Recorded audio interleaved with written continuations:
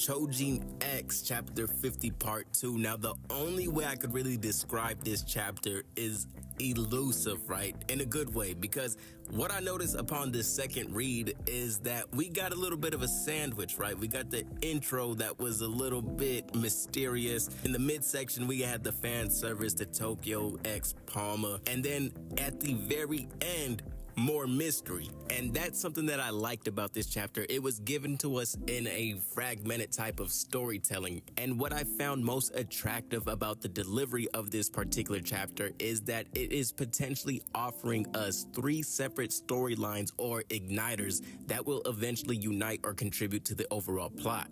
And this to me is one of the benefits of the weekly schedule release, you know, having the luxury of simultaneously exploring each avenue of the plot by bits within a singular chapter, and then of course getting a re-up the following week. Now, another thing to me is it does feel like Ishida is teasing us a bit, but in a good way, you know, especially with the subtleties and the cliffhangers and so much humor being involved in this chapter. So I am taking it as a good sign that the GOAT is healthy. But to begin with this chapter, we have a discussion between Master Mato and Sato where we discover that there is a mist, or rather Master Mato cannot see the fight against Zora within her nightmares. Now, for me, this brought to mind 2 separate things. One, how does her power even work? Like, can Mato seek out the events she wishes to see? Does she need prior information, or is it somewhat random? Like, I'm questioning whether or not this battle against Zora was something that she continuously dreamt and now is no longer seeing, or does she have to take certain measures within the real world, manipulate events in order to see a relevant dream or scenario? For example, burning the opium field. The second thing is, does the mist over her prophecy mean that there has been a miscalculation or an interference with her plan? For example, maybe Tokyo will have a change of heart somewhere within the battle, or maybe the last panel is a clue that there has been yet another leak within Yamato and Zora has secured a stash of opium, which would of course then throw off the attack. Now, as far as this panel goes, I'm trying to think who would need morphine at this point, and honestly, aside from Zora, my only guess would be Yubiko, especially after the way our last chapter ended. Plus, the character who's being treated is also speaking in a bit of a slang, and in that situation, the supplier is likely Batista. However, if Batista is the one who is getting juiced up, I would be so hyped, because look, let's be honest, morphine is essentially like steroids to a Choujin, and we know he has all those abilities, so if he has like the infinite rays, he's pulling up to that battlefield and putting in that work. And it also makes sense that he would also need morphine because he has all these stolen abilities, so I'm sure it puts a tax on his body.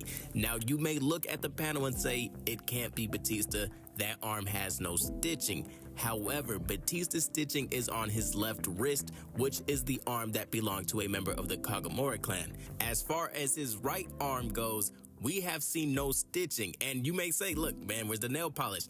That fist is balled up. You cannot see any nails, so there's no black nail polish. Black nail polish would have been too much of a giveaway, I think, but I for sure have my fingers crossed that it is Batista who is getting drugged up, because let's be real, he's been a bit quiet lately, and I definitely think that him off the drugs would be a great rematch against Sandek. Now, as far as the love story between Tokyo and Palma, I am all for it. You know, I don't mind my MC having options, but it also felt like the higher scale of the bonus content that you would see in Choujin X physical copies, but personally, I do enjoy the romance. I also thought that Sandek doubling down on Ellie and shouting out, maybe it's love, at Ellie was funny. You know, like, rather than understanding Ellie was thrown off at the suggestion, Sandek just thought that she didn't hear him. However, he did slip in something interesting when he states to her, don't underestimate love. It'll be a great opportunity to learn self-control, which instantly made me think of Azuma